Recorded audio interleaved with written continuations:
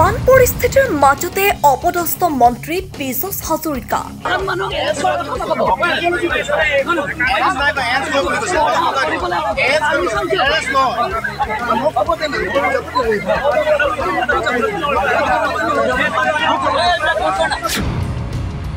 মন্ত্ৰীৰ সন্মুখতে লাগিল তৰ্কাতৰ্কি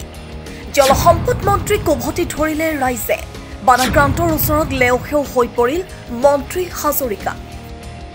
ৰাজ্যৰ চৌদিশে চলিছে বানৰ তাণ্ডৱ বানত আক্ৰান্ত হৈছে লাখ লাখ জনতা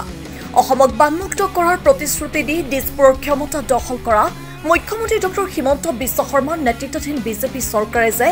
অসমক বানমুক্ত কৰাৰ বাবে কোনো পদক্ষেপে গ্ৰহণ কৰা নাই সেয়া বাৰিষাৰ প্ৰথমটো বানতে ওলাই পৰিছে চৰকাৰৰ সোপাধিলা নীতিৰ বাবে আজিও সমাধান হোৱা নাই মথাউৰিৰ সমস্যা উল্লেখ্য যে বিগত বৰ্ষতে মন্ত্ৰী পীযুষ হাজৰিকাই ৰাজ্যৰ 90% মথাউৰি নিৰ্মাণ কৰা বুলি দম্ভালি মাৰিছিল এবছৰ ভিতৰতে ৰাজ্যৰ সকলো মথাউৰিয়ে পুনৰ নিৰ্মাণ আৰু মেৰামতি হৈ যাব বুলি ফিতাহি মৰা জলসম্পদ মন্ত্ৰীগৰাকীৰ অকমন্যতা এইবাৰ প্ৰথমটো বানতে ওলাই পৰিল যাৰ বাবে সাধাৰণ ৰাইজৰ কৰ্কটনৰ সন্মুখীন হ'বলগীয়া হ'ল মন্ত্ৰী হাজৰিকা মন্ত্ৰী হাজৰিকাই বান পৰিস্থিতিৰ তদাৰক কৰিবলৈ গৈ এনেদৰে ৰাইজৰ সন্মুখত নটিচ স্বীকাৰ কৰিবলৈ বাধ্য হ'ল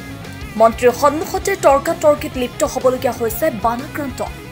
উল্লেখ্য যে বানপানীৰ ফলত সৰ্বশ্ৰান্ত হোৱা এগৰাকী মহিলাই নিজৰ দুৰৱস্থাৰ কথা অৱগত কৰিব বিচাৰি কাষ চাপিছিল মন্ত্ৰী হাজৰিকাৰ কিন্তু নিজৰ ফটফটীয়া বগা কাপোৰ লেতেৰা হোৱাৰ ভয়ত মহিলাগৰাকীক আঁতৰাই পঠাই মন্ত্ৰী হাজৰিকাই যাৰ ফলত উত্তেজিত হৈ পৰে বানাক্ৰান্ত ৰাইজ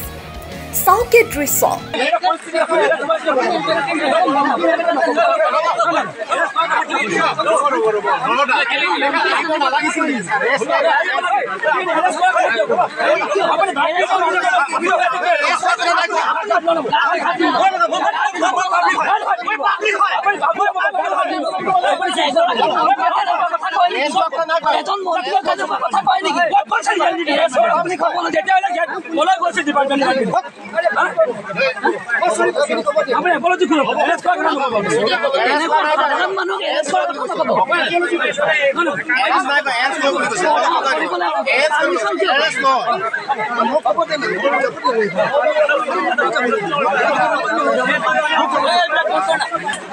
উল্লেখ্য যে মথাউৰি ছিগি সৃষ্টি হোৱা বান পৰিস্থিতি পৰিদৰ্শন কৰিবলৈ বোকাখাতত উপস্থিত হৈছিল মন্ত্ৰী পীযুষ হাজৰিকা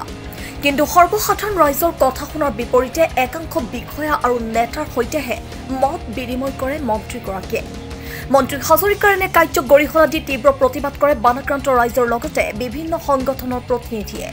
এই বানপীড়িত অঞ্চলত ক্ষেত্ৰ অধ্যয়ন কৰি থকাৰ সময়তে মন্ত্ৰী পীযুষ হাজৰিকাক আমি সন্মুখীন হৈছোঁ আৰু মন্ত্ৰী পীযুষ হাজৰিকা ডাঙৰক আমি সকীয়াই দিছোঁ জীপাল কৃষক শ্ৰমিক সংঘৰ পৰা কেৱল বানপানীৰ SDRFৰ নাওত উঠি ফটো সেশন কৰিয়ে দায়িত্ব সামৰিলে নহ'ব আমি কৈছোঁ ইয়াত উন্নত ফেৰী মান বিশিষ্ট ফেৰী ইয়াত যোগান ধৰক মানুহখিনি ৰেস্কিউ কৰক ইতিমধ্যে 12টা বাজিলে ইয়াৰ পাছত আৰু বেছি ওপৰ সময় নাই অকমান পাছতে লাহে লাহে কাল আন্ধাৰে আৱৰি ধৰিব সেই সময়টো ৰেস্কিউ কৰিবৰ কাৰণে এতিয়ালৈকে কোনো সুব্যৱস্থাপনা কৰা নাই কাৰণ এই প্লাষ্টিকৰ SDRF NDRFৰ 500খন কেৱল এটা নাৱে ইমান হাজাৰ হাজাৰ মানুহক ৰেস্কিউ কৰা সম্ভৱ নহয় আমি কৈছোঁ যে তেওঁৰ লগত এক্সিকিউটিভ ইঞ্জিনিয়াৰ ENDৰ মানুহ আহিছে আমি কৈছোঁ আপুনি এটা মন্ত্ৰীৰ লগত যে ওলাল ধূমকেতুটোৰ দৰে পৰৱৰ্তী আপুনি পূৰ্বত ক'ত আছিল নহয় আমি কালি আহিছোঁ কালি মানে আগৰ পৰা কিয় নাই আজি 15 বছৰ আপুনি কিয় ৰিপেয়াৰ কৰা নাই দ্বিতীয় কথাটো হৈছে সেই সময়ত এগৰাকী মহিলা ক্ষুব্ধ মহিলাই বঞ্চিত মহিলাই নিজৰ দুখ উজাৰিবলৈ যাওঁতে তেতিয়া মন্ত্ৰী পীযুষ হাজৰিকাই ক'লে তেতিয়া বোলে এগৰাকী তেখেতক বোলে এৰেষ্ট কৰি দিয়ক মহিলাগৰাকী মই কৈছোঁ আপুনি এগৰাকী ক্ষুব্ধ এগৰাকী বানপীড়িত জৰ্জৰিত আক্ৰান্ত এগৰাকী মহিলাক নিজৰ কথা ক'বলৈ অহা মহিলা আপুনি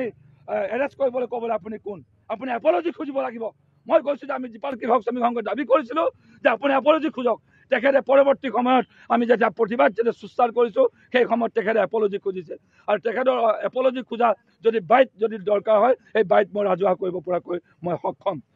দিনটোৰ 24 ঘণ্টাই উন্নয়নৰ ঢাকঢোল বজাই অহা মন্ত্ৰী পীযুষ হাজৰিকাই জনতাৰ সন্মুখত এনেদৰে অপদস্থ হ'বলগীয়া হোৱা ঘটনাই